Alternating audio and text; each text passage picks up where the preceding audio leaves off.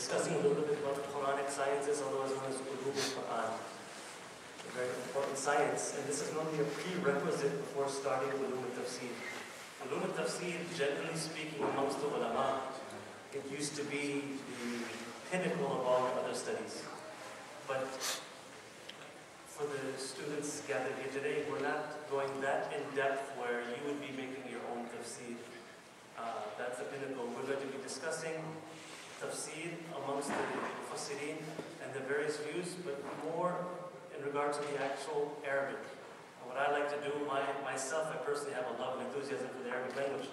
I want to kind of infuse that same love in your hearts, inshallah, if you'll allow.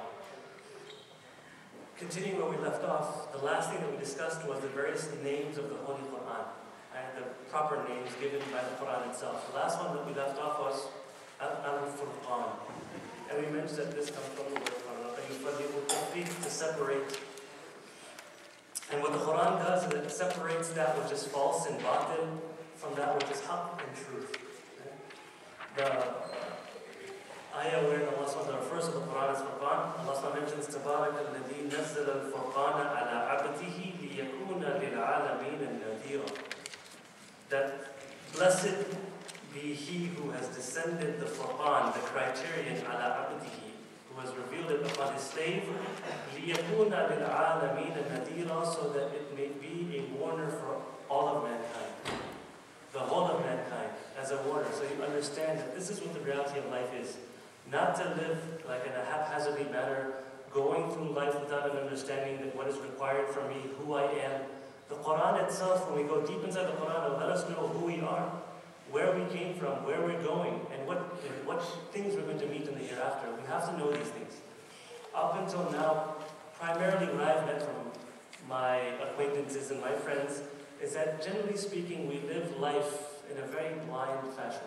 We go through life, we wake up in the morning, we just have our blinders on that, okay, by afternoon time I'll do this, by evening time I'll do this, and I'll go to sleep, and the next day I'll return to my same habit. As a Muslim and as a mu'min, we can't live life like that. That's not really a life at all. That's just basically like, have you ever seen when they do a whole thing, they put the mouse on a little treadmill and it continues on doing its routine? That's not befitting the shine of a mu'min and a Muslim. We know that as a mu'min, as a Muslim, we have a bigger task at hand. Allah SWT has intended more for us than what we have in the worldly life. And in order for us to understand what that is, that's why we need the Quran. The next name that Allah SWT had given to the Quran is al-dhikr. Right? Al-dhikr. Dhakara, yadhkuru, dhikr actually means a reminder, remembering, remembrance, all those names. Also comes the meaning of advice. Dhakara, yadhkuru.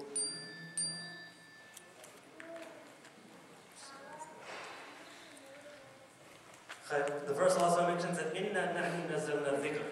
Allah mentions that we ourselves, verily, we have revealed and descended a dhikr. Wa inna lahu lahafidhun, and we are the ones that are going to protect this dhikr. And this dhikr is the Holy Quran. It serves as an advice, admonition, and a remembrance and a reminder for all of us. Right? This is another sifat, another quality of the Holy Quran, that when we recite it, this serves as a reminder for us that we don't have only this life to live.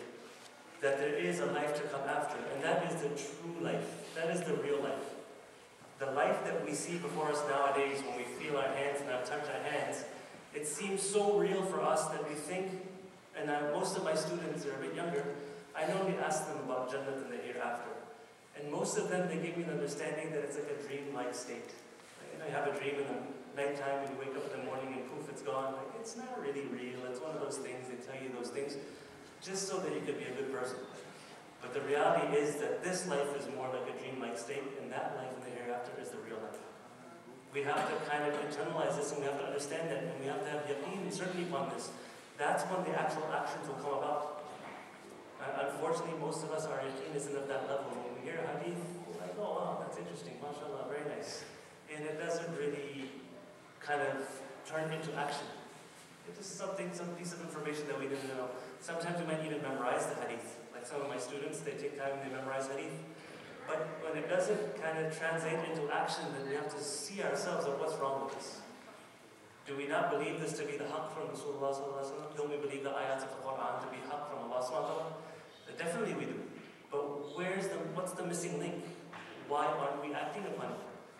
For example, Holy Quran mentions لا يغتب بعضكم بعضا, that don't backbite one of you to another. That do one of you love that you should eat the flesh of your dead brother? Right? All these kind of things, these verses and these ahadith we read over and over again, but yet we find ourselves doing it. So what's the real thing? That is our yaqeen behind it. We have that surety or 100% certainty in what we recite. The next name given to the Holy Quran is known as Al-Kitab.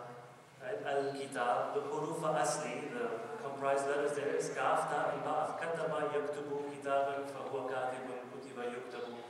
Right? Kataba yaktubu means to write. Al-Kitab is that ism, that name, was comprised of something written, something compiled. So the Quran is Al-Kitab, that which has been written, and it's that which is preserved in the Lawh Mahfuz, in the preserved tablet, inscribed, right, in the preserved tablets in the heavens. So that's the name Al-Kitab. And everybody knows this verse, Alif Lam Mim, Dhalika Al-Kitab la rayba fihi. Alif Lam Mim, that is the book. This is the Quran, there's no doubt in it. Right? And finally, the fifth and last proper name for the Holy Quran is At-Tanzeel. At-Tanzeel. At-Tanzeel, it comes from Nazzala Yunazzilu Tanzeel. Right? Noon, Zal, and Lam. Right? Tanzeel. What's the meaning of Tanzeel? Basically, it means the revelation or the gradual descension from the skies. There's two words that normally has been used. One is inzal, anzalnahu, and nazzalnahu, tanzeel. Tanzeel means the gradual descension. And the majority of the mufassirin, they say that tanzeel means that there was two times, and we're going to discuss this more in depth, inshallah, probably in the upcoming weeks, that when the Quran was revealed, it was revealed in two stages, not just one stage. Two stages. The first stage, Inna anzalnahu fi laylatil qadr. Right? Everybody knows that was the last juz of the Holy Quran. What word is used there? Anzalnahu. Right? The Arabic verbs, when we get a little bit more advanced, inshallah, you'll see that verbs come from various different abwab. They come from various different formations. The root letters are the same. Noon is there, Zal is there, Zai is there, and Lam is there. But when you put it on a different scale, if you put it on a different verb form, it alters the meaning slightly. So this Anzala Yunzilu Inzal comes, normally the Bab Inzal or Bab number 4. In terms of the Orientalists, they have a numbering system. So that means to come down one time, one shot, one go. So Inna Anzalnahu fi laylatil qadr. That's why the Holy Quran was revealed in one go, in one shot, on the night of Qadr. And in Ramadan. But then after that, the word nazzalna is used, tanzeel. Right? And tanzeel means the gradual revelation. So the Mufassirin mentioned that, yeah, from the Lawh Mahfuz, from the preserved tablet, right, in the seventh heaven, from Laylatul Qadr, that Quran was revealed to the Baytul Ma'mur, right? Baytul Ma'mur comes down. And from there, gradually, the Malaika, they'll take it. So from the descension from the heaven, from one heaven to another heaven, that took place on Laylatul Qadr. And that's called Inzal. But from there, when the Malaika, when Jibreel alayhi salam, when he would come down, he would take those verses from there, and over 23 years, whenever a specific mawqa, whenever a specific incident would happen, then one verse, or a couple of verses, or certain times, whole surahs would be revealed to Rasulullah as Allah SWT would deem fit from them. So that's what we call tanzeel, the gradual revelation. So two phases. And this, Allah SWT has mentioned, Alif Lam Mim, Tanzeelul Kitabi la rayba fihi min Rabbil Alameen. Alif Lam Mim, this is the gradual descension of the book, la rayba fihi, wherein there is no doubt, min Rabbil Alameen, from the Lord of all the worlds. So these include the 5 names of the Holy Quran. Aside that, there's many other sifat and other kind of, you can say, characteristics of the Quran, which some include as names also. For example, Quran is also Al-Hadi, the one that guides people. Right? So there's different sifat, but the proper names, these are the 5.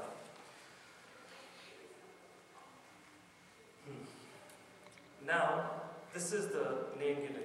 But this is the lughawi, you can say the grammatical name given to the Quran. and the grammatical definition that we have for the Quran. But what's the istilahi and the juristic definition of the Quran? That now we're coming to a different field now. Normally as students, you'll have a term, you have a definition, but that will apply to one field. When you come out of that field and get into a different field, things change, the definition changes. In Arabic they call it istilah, right? The terminological difference. For example, in the field of sciences and medicine, one word might mean something. But if you take out and go in the field of mechanics, that same word will have a different meaning. So the same thing applies to the various Islamic sciences. So there they have given this definition of the Quran in terms of jurisprudence. They say that al-munazzal ala-rasul. What is Quran? Al-Quran is number one, al-munazzal ala-rasul. That which has been revealed to the Holy Prophet sallallahu alaihi wasallam. Number one, that has to meet that criteria. Number two, al-maktub fil masahif. That which is written in the mushafs, masahif. And normally when they say the word mushaf, it refers to Mushaf al-Uthmani. Mushaf al-Uthmani, at the time of Uthman, he prepared one text of the Holy Quran, which would accommodate the various dialects of the Quran. And this he prepared over many years with the help and assistance of other Sahaba, the likes of Zayd ibn Thabit and others. And when he prepared this text, right, he sent this to all the Islamic centers at that time. Some went to Basra, some went to Kufa, some went to the state of Medina Munawwara, others went to Makkah Mukarramah, others went to Sham and Dimishq. So they sent out these masahif to the various areas. Every Quran that we have now has to be corroborated with that Mushaf al-Uthman. Right? Because why? That there were certain other scripts or dialects, for example, certain riwayat of Ibn Masud that have not made it in the Mushaf al-Uthmani. So we will not accept that as Quran, because Quran has to meet a certain criteria and definition. Right? That we'll discuss, inshallah, as we get into further advanced discussions, inshallah. And finally, the third thing, al-manqul ilayna naqlan mutawatiran bila shubh. This is the third criteria that it has to meet, that it has to be manqul, it has to be relayed to us or transmitted to us. Naqlan mutawatiran. Very important, that transmission that it comes to us has to be received by us in a manner that is mutawatir. Mutawatir is an Arabic term which you cannot just define in English with one term. It's a concept. Mutawatir means, in the field of hadith, they use this term for yani sanad, transmission, chain of narrators. How do we know, how did we get this? It has to be revealed to us from somebody, it has to be narrated to us from someone. Like in a hadith, when it's mutawatir, what does that mean? That when you receive that narration, you had to have received it from such a big number, such a big group of people, wherein there's no possibility of all of them gathering together to concoct a lie. And the muhaddithin, they've gone at lengths to discuss what this number is. Some they say that it has to be over 100, some they say it has to be at least 70, some say 40. So basically, to give you a rough idea, that approximately you would have to receive this narration and transmission from 70 people in your era. And they likewise, those 70 people would have to have gotten it from, for example, 70 people from their era. So this has to be generation from generation, and so many people are narrating this to be authentic that they cannot all have gathered together to concoct a lie. So the Quran, right, that's why you get certain qira'at, which are known as qira'at al-shadda. Right? A person will say that this specific verse ought to be recited in this way. Right? And that specific qira'at, if it's not narrated mutawatira, it's not going to be considered Quran. That's shad, that's something excluded, that's something, a very weak transmission of the Holy Quran. So it's extremely important that all of these, when we get a little bit more discussion and depth analysis of the Quran, you'll come to know that the Quran has different qira'at. I'm not sure if Khalizat have discussed the various qira'at. We're normally, most of us, we do the riwayat of Hafs. Right? But there are many, many other qira'at, other different ways to recite the Holy Quran. And even in the time of Sahaba, they became perplexed when they come to know about this. Right? Rather you understand this now than some non-Muslim telling you that, hey, you know that this Quran is not the only Quran. And then you're like, huh? What are you talking about? No, there's only one Quran. Like, no, there's not only one Quran. Even in the time of Umar,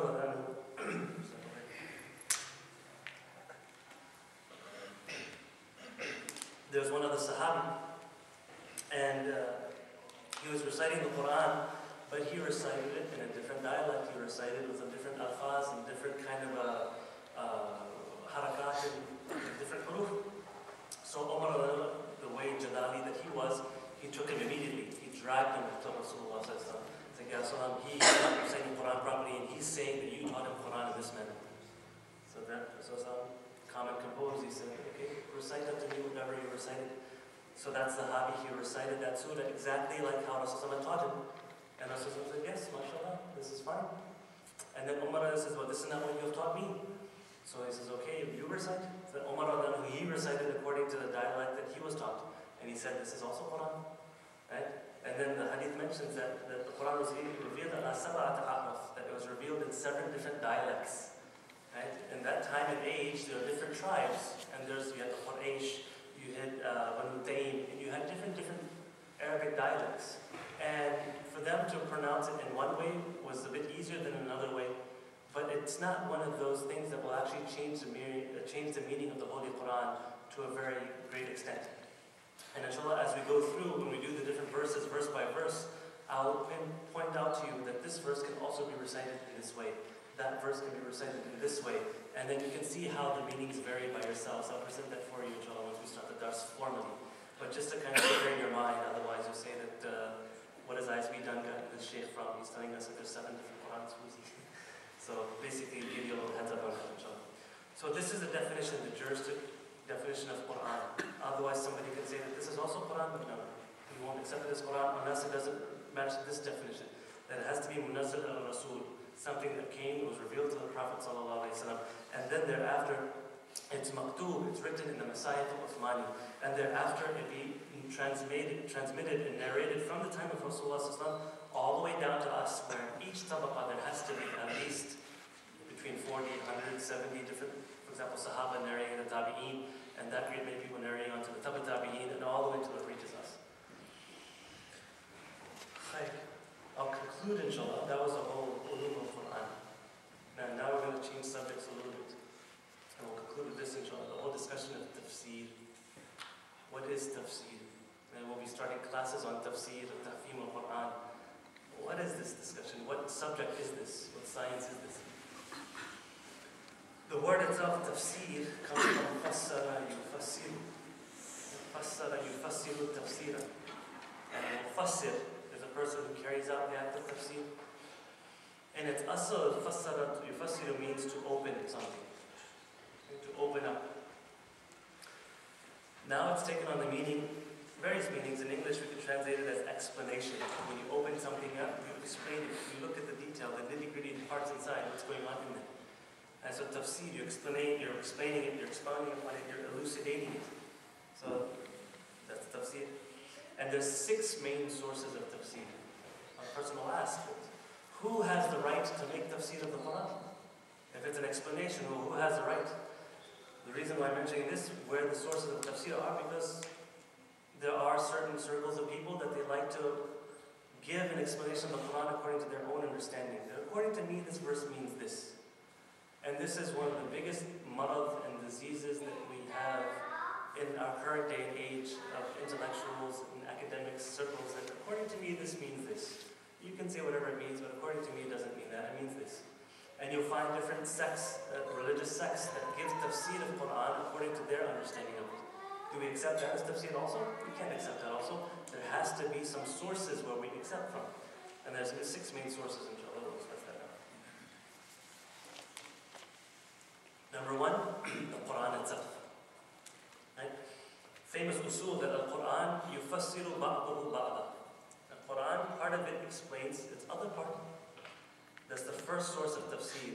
When Mufassirin sit down, when they have a verse in front of them, the very first thing they'll look to is the Quran itself. They'll look to other verses in different surahs to see if the Quran explains itself more in detail. And certain verses are very short or very brief. At times Allah discusses about something very briefly, touches upon it. And now if you take that, you don't get the whole picture. You need more elucidation.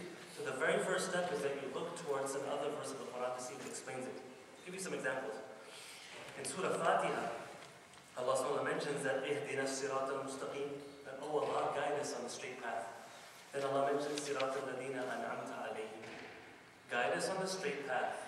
Now, what's the straight path? The path of those who you have blessed. An'amta alayhim. The path of those people that you have in'am and bounties upon, those who you have granted ni'mats. Right? Very short. Surah Fatiha, it's meant to be short, so we can recite it really fast and get back to work, right? But now, we look at, okay, who are these people? If Allah is telling us, okay, this is the straight path, and these are those people, the blessed people, we need to understand who are the blessed people. So in a different verse, Allah mentions that, explaining, giving tafsir, Allah mentions that وَمَنْ يُتِ اللَّهَ وَالرَّسُولَ, that whoever obeys Allah and His Messenger, sallallahu alayhi wa sallam, فَأُولَٰئِكَ, then these people, مَعَ الَّذِينَ أَنْعَمَ اللَّهُ عَلَيْهِمْ, the people that are obedient to Allah's Messenger, these people will be they'll be coupled with those people, أَنْعَمَ اللَّهُ عَلَيْهِمْ, which Allah has blessed. And then Allah mentions, who are these people? مِنَ النَّبِيِّينَ. Number one, these are the Nabis, the prophets. These are the people that Allah has blessed. Then Allah mentioned was Siddiqeen, the truthful ones, like Abu Bakr is called as Siddiq, and the one who is very truthful in his iman. When he says something, when he believes something, he implements it, he puts it into practice immediately. That's a Siddiq. We don't just merely do lip service. When we profess something, when we profess to be mu'mins, we put that thing into practice, and then you get the title of a Siddiq, that mashallah, this person is truthful in his claim.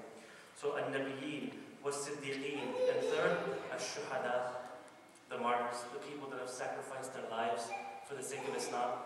These are the people that Allah has blessed. Outwardly, when you and I see them, we're like, he passed away. And we become sad, the mother becomes grieved, and everybody's like, oh, you lost your son, or this happened, or that happened. But this is a person that we should be feeling the greatest of joy over. We should be kind of greedy to have that kind of a rank, because Allah has blessed these people. We think them to be passed away, but no, Allah says that they're alive, they're being provided for by Allah. And the life that they have there is much better than the life that we have here. We feel sorry for them, they feel sorry for us. But look at these people, which others, they're still in the rat race of life, and we're, mashallah, we're being taken around by these, mashallah, green birds around Jannah, and we're having the time of our life. Why are they crying? I should be crying for them. Anyway, so an-Nabiyyin was Siddiqeen, was Shuhada, was Salihin, the fourth person. These are the people that are the blessings of Allah, the Salihin, the pious people. Those people that do not disobey Allah subhanahu wa ta'ala. So this is an example of a tafsir, where the Quran itself gives tafsir of its other ayat. One more example, inshallah, will suffice with that. In Surah Baqarah, Allah mentions, فَتَلَقَّى آدَمُ مِنْ رَبِّهِ كَلِمَاتٍ فَتَابَ عَلَيْهِ إِنَّهُ هُوَ التَّوَّابُ الرَّحِيمُ. When Adam alayhi salam, he ate of the forbidden fruit or the forbidden grain, which he wasn't supposed to eat from the forbidden tree, right? Allah subhanahu wa ta'ala expelled and banished Adam alayhi salam, Hawa alayhi salam, everybody was banished to the earth.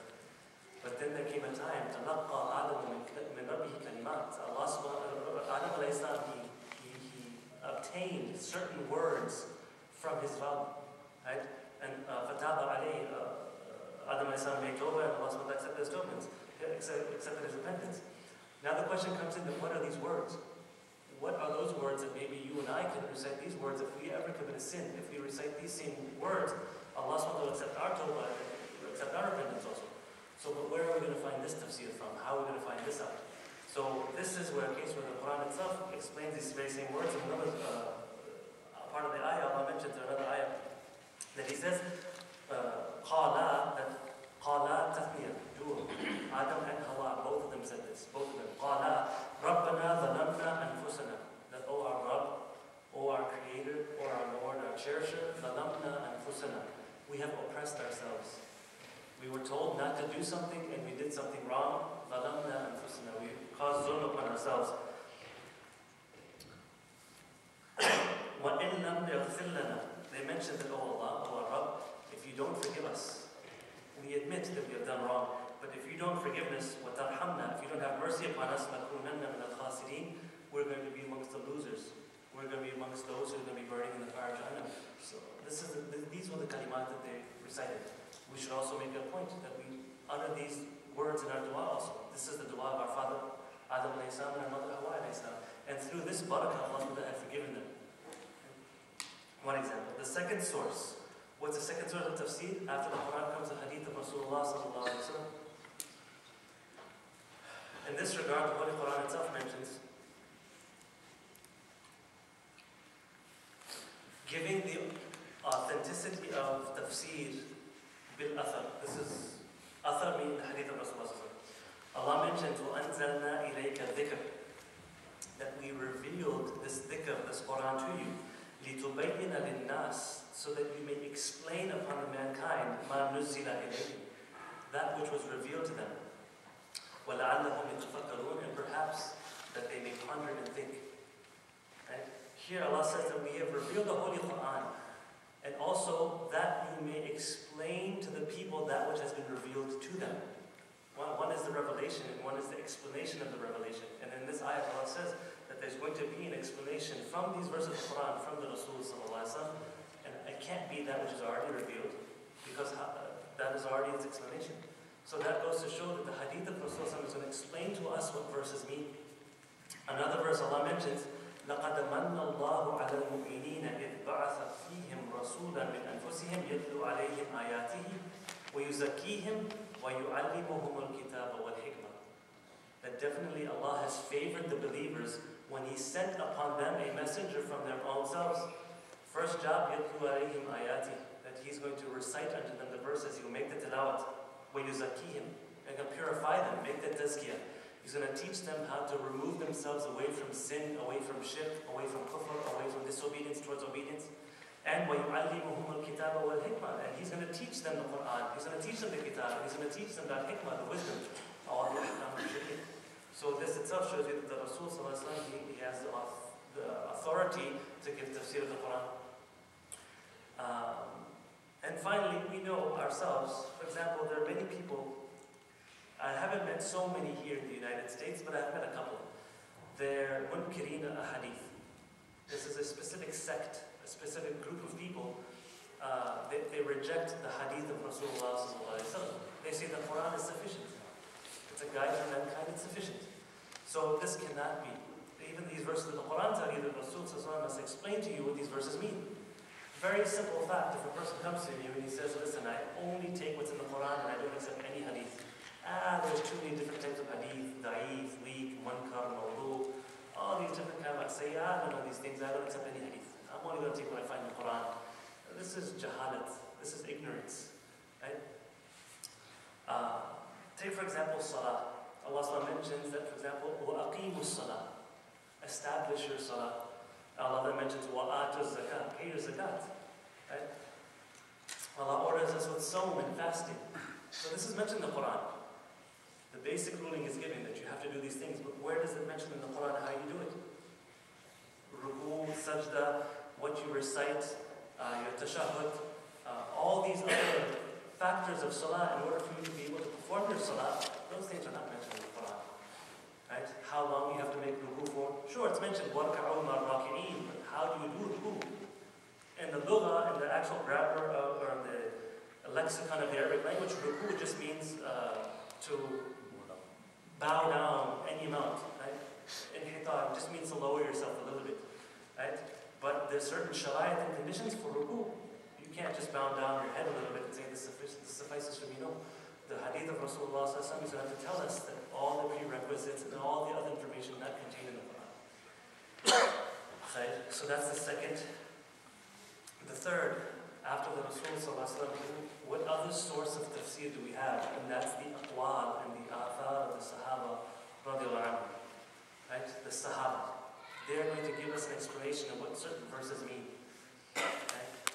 And this is a logical deduction. These Sahaba were the ones that dedicated their entire lives for learning Quran. In the earlier portion, before Dhuhr, I mentioned to you that even forget a Sahabi, Tabi'i, Masruq, rahimahullah, just for one tafsir of one ayah, he left from his house to go to Basra, from Basra to Sham, and from Sham back to his house. For one single verse of Quran. They dedicated their lives for this. Their eating, sleeping, drinking, everything was Quran. So it's not like you and I that we have a view, we have this thing that I think this means this and I think that. No, but the Sahaba, they gave their lives to understand Quran. So there's the ones that have a thing. Abdul Rahman as-Sulami, rahimahullah, he narrates a statement from Ibn Taymiyyah, rahimahullah. He says, قال ابن تيمية في كتاب ألفه في هذا النوع. He says, Ibn Taymiyyah rahimahullah mentions the statement in the book that he has written on the subject, that يَجِبُ أَن يُعْلَمَ أَنَّ النَّبِيَّ بَيَّنَ لِأَصْحَابِهِ مَعَانِي الْقُرْآنِ. It's wajib, it's compulsory for you to understand and know this, that Rasulullah has expounded, explained, and elucidated upon his companions the meanings of the Quran, كَمَا بَيَّنَ لَهُمْ أَلْفَاظَهُ, just like he explained to them the words of Quran. For example, the words Alhamdulillahi Rabbil Alameen, those are the alfaz, just like he made tilawat to them, he also explained the meanings to the companions. Right? It's unfathomable to think that Rasulullah just gave them the words and left the meanings hidden. Right? If that was the case, if that was the case, then Rasulullah wouldn't have fulfilled his mission and his task. So he says, wajib to understand this. فَقَوْلُهُ تَعَالَى, so then the statement of Allah, لِتُبَيِّنَ لِلنَّاسِ مَا نُزِّلَ إِلَيْهِمْ. So this part of the verse which I recited before, so that you may explain to mankind what was revealed to them. He says, يَتَنَاوَلُ هَذَا وَهَذَا. It includes this and that, and this and that. The statement of this Sahabi, the statement of that Sahabi includes this and that. وَقَدْ قَالَ أَبُو عَبْدُ الرَّحْمَنِ السُّلَمِي. It's also mentioned that Abd al-Rahman al-Sulami is mentioned. حَدَّثَنَا الَّذِينَ كَانُوا يَقْرَؤُونَ الْقُرْآنَ كَعُثْمَانِ بْنِ عَفَّانِ وَعَبْدِ اللَّهِ بْنِ مَسْعُودٍ وَغَيْرِهِمَا أَنَّهُمْ كَانُوا إِذَا تَعَلَّمُوا مِنَ النَّبِيِّ 10 آيَاتٍ لم يتجاوزوها حتى يعلموا ما فيها من العلم. To give you an understanding how the Sahaba learned Quran, why they have the authority to give us tafsir. Because here he mentions of the Rahman al-Sulami that it has been narrated to us from companions the like of Uthman ibn Affan, the likes of Abdullah ibn Mas'ud, and other great Sahaba, that they would only learn 10 verses from Rasulullah at a time. Only 10 verses. Nowadays, ask some of the hip students, mashallah, they could probably memorize 1/4 juz, which comprises of so many hundreds of verses in one day. But the Sahaba, they didn't learn like that. 8 to 10 verses by 10 verses, no more than 10. Sometimes even less than that. And they said that they would not be allowed to move forward to another 10 verses until first they memorized it, the words, then they understood all the meanings, then they understood all the ahkam of Sharia that come out from there, until they knew that those 10 verses inside and out, they wouldn't proceed to the next 10 verses. And that's why they say that. For example, Imam Suyuti, rahimahullah, he says that it took Ibn Umar, 8 years to memorize Surah Baqarah. Surah Baqarah, 8 years it took him to memorize Surah Baqarah, not because he couldn't memorize. These are masters of Arabic. These are masters of Quran. If they wanted to, they could memorize it in a day. And some people have done that, but the Sahaba, they're of a different caliber. It took him 8 years because he had to do 10 verses and he had to memorize every hukam related to that verse and every shan and nuzul and everything about that verse before he could continue to the next time. Ibn Mas'ud, the third state, Ibn Mas'ud, he mentions that وَالَّذِي لَا إِلَهَ غَيْرُهُ, that I take a qasam and an oath in the name of that being who there is no deity besides him. He says, مَا نُزِلَتْ آيَةٌ مِنْ كِتَابِ اللَّهِ, that there was not a single verse or ayah of the Holy Quran that was revealed, إِلَّا وَأَنَا أَعْلَمُ فِي مَنْ نُزِلَتْ, except that I know in regards to whom that verse was revealed. So he's taking a qasam, not out of pride or fakhr. He's letting you know that what the companions were like, what kind of a madrasa they came from, how Rasulullah taught them. That not a single verse of Quran was revealed except I know about whom this verse was revealed. Right? We take a certain specific ayah. We don't even know what the backdrop of that story is. We don't even know what the translation is. But they would go beyond the meanings and they say, okay, this was the whole backdrop of the incident, this is what it was regarding, this is when it came down, this was the year that it came down, and this was the incident that this thing took place in. Right? So that's the Sahaba. And number 4, after the Sahaba, who succeeded them? The Tabi'een. So they're the 4th source. Tabi'een. And this is where everything comes to a halt. After that, we don't go beyond the Tabi'een. Right? خَيْرُ أُمَّتِ قَرْنِي ثُمَّ الَّذِينَ يُلُونَهُمْ ثُمَّ الَّذِينَ يُلُونَهُمْ, that the best of the nations and the ummats are my era, my people. ثُمَّ الَّذِينَ يُلُونَهُمْ, then there's the era that succeeded them, the Sahaba, then there's ثُمَّ الَّذِينَ يُلُونَهُمْ, then the era that succeeded after them, the Tabi'een. So the statements of the Tabi'een are accepted for tafsir, but this is not a mutlaq, unrestricted general statement. Ibn Kathir, rahimahullah, famous mufassir, he mentions that a tabi'i, if he gives tafsir of a certain verse, will look and will wait to see if there are other tabi'un who also narrates something similar. If there's one tabi'i, he narrates something, but everybody else is saying, we don't know where you got this from, we'll never accept the statement of that tabi'i. But if the majority of the tabi'in are narrating a specific tafsir for an ayat of the Quran, then you'll accept it. Number 5 and 6 are much more simple. The fifth requisite and source of tafsir is the Arabic language. The Arabic language. This is something that we all should really aspire to learn.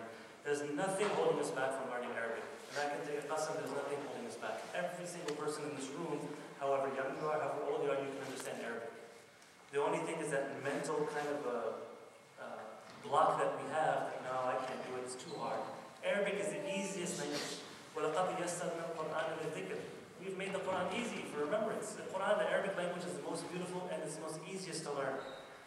The students that I have, they're very young, mashallah, and they're learning at such a rapid pace that everyone here can learn the Arabic language. And the classical Arabic language is what we're talking about, Fusha, the most fasih and the most eloquent language of the Quran. Allah has made it very simple. Why? So that we can understand what is meant. Do you think Allah would make the Quran so difficult? He would make that guidebook that we all need so hard to understand? No. He made it easy in the Arabic language so that every person could come from now until Qiyamah, they can learn it. And it's not difficult, trust me. Myself, when I first started learning, basically in the first couple of months, you get a glimpse of how the Arabic structure works, how the grammar works. And without Arabic, you can never understand Quran properly. I'm sorry to say, like recently, that Brother Faisal was saying that if you can tell us which Qurans to get, which translation Qurans, then we can make everybody get it, or everybody can get it from us. I said, we don't need a translation.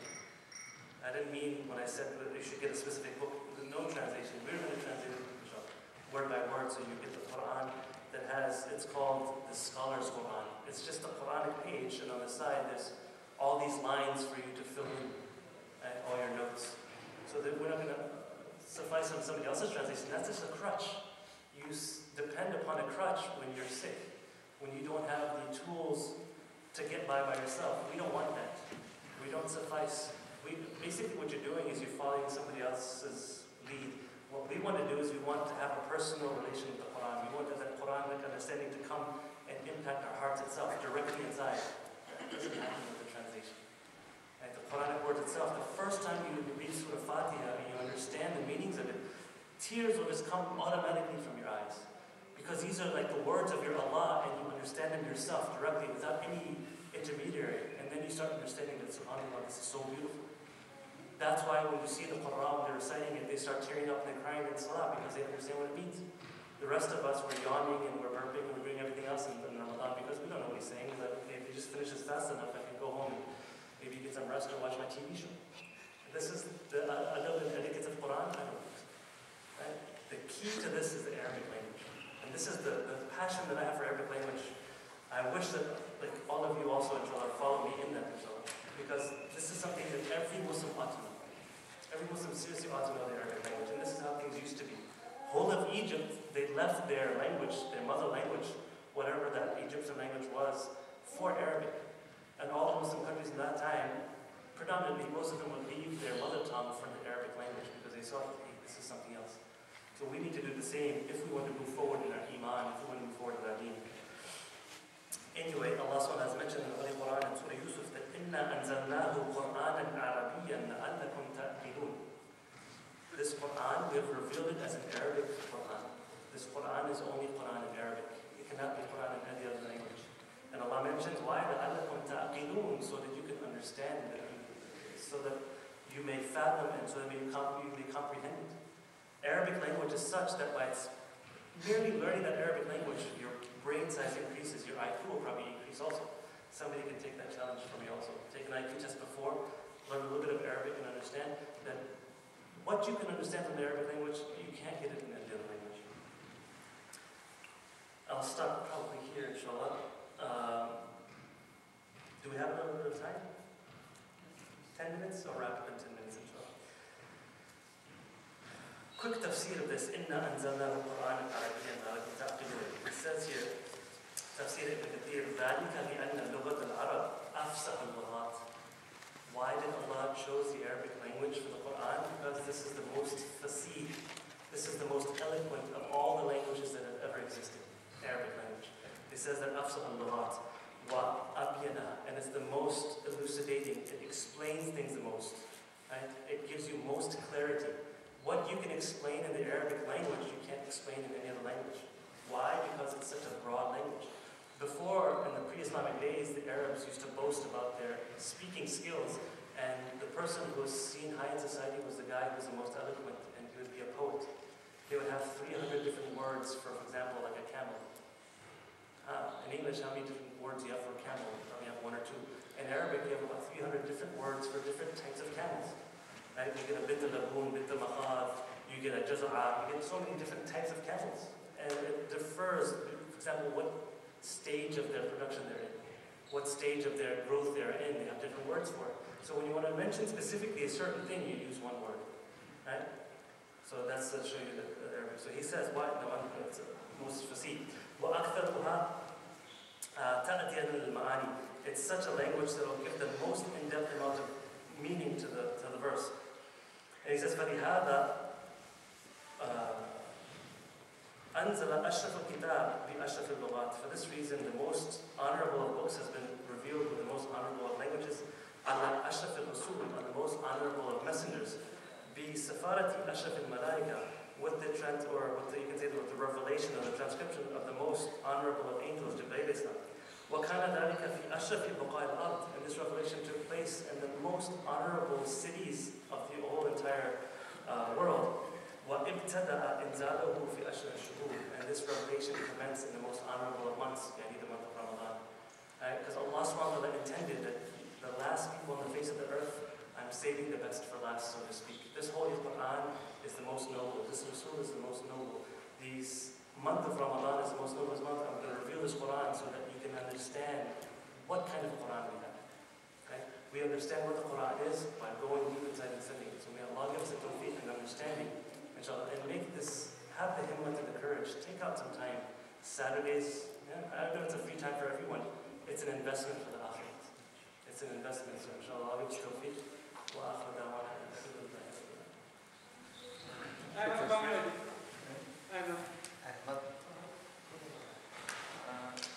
After that, the six source of tafsir.